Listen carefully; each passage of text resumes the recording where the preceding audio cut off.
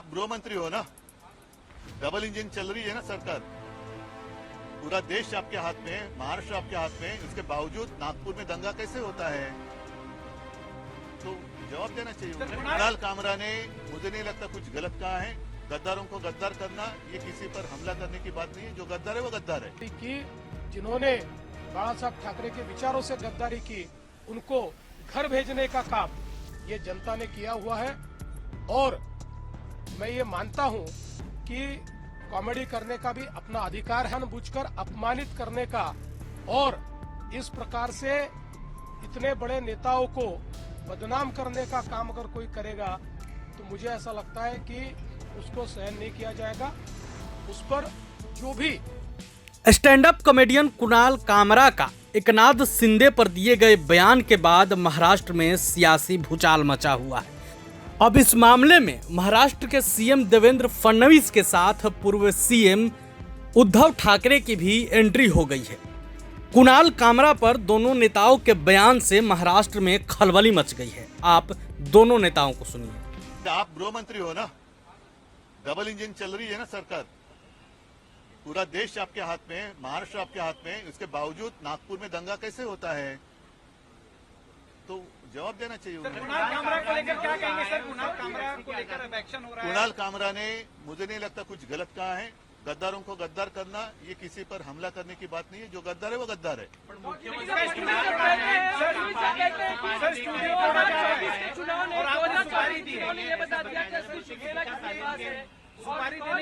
वो छोड़ो, वो नहीं, वो पूरा गाना आप सुन लो, चाहिए तो आपके पास होगा तो बजा कर दिखाओ।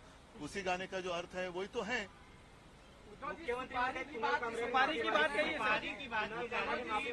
नाही, कुणाल कामरा जे सत्य आहे ती जनभावना बोललेला आहे। आणि असं जर असेल तर तुम्ही सांगा की जो कोणी सत्य बोलेल, सत्यमेव जयते खोडून टाका आणि गद्दारमेव जयते लावा। लेकिन पारी से बात कर रहे हैं, अभी शिवसेना के नेता सदन में हंगामा किए, बाहर नहीं, इस हमले से शिवसेना का कोई संबंध नहीं। ये गद्दार सेना ने किया है, इसका कोई शिवसेना से लेना देना नहीं है। जिसके खून में गद्दारी है वो सैनिक हो ही नहीं सकता। गद्दारांचं उदात्तीकरण करणारा आणि शिवरायाचा अपमान झालेला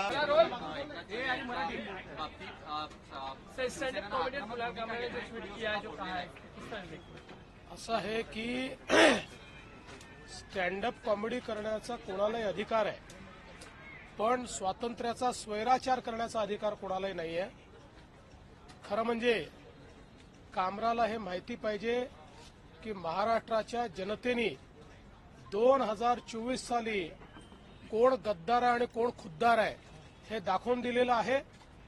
कोणाकडे स्वर्गीय हिंदू हृदय सम्राट शिवसेना प्रमुख बाळासाहेब ठाकरे यांची विरासत गेली हे जनतेने ठरवलेलं आहे। त्यामुळे अशा प्रकारे खालच्या दर्जाची कॉमेडी करून आणि राज्यातल्या माजी मुख्यमंत्री, आताचे उपमुख्यमंत्री, राज्यातले वरिष्ठ नेते ज्यांच्याबद्दल राज्यातल्या जनतेमध्ये आदर आहे त्यांच्याबद्दल अशा प्रकारचा अनादर करण्याचा कोणालाही अधिकार नाही। हे अत्यंत चुकीचं आहे। तुम्ही जरूर कॉमेडी करा, तुम्ही व्यंग करा, पण जर अपमानित करण्याचं काम जर कोणी करेल तर हे सहन केलं जाणार नाही। हे अतिशय चुकीचं आहे।